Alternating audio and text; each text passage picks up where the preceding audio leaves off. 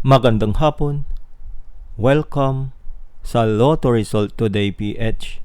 Narito ang mga resulta para sa 2 p.m. draw, January 24, 2026. Para sa resulta ng 2D Lotto, 15 at 28.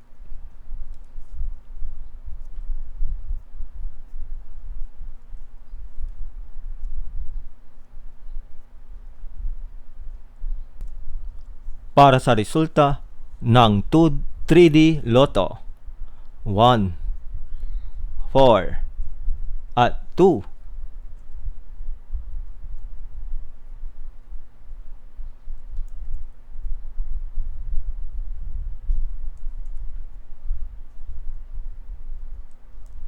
At yan ang mga resulta ngayong 2 p.m. draw.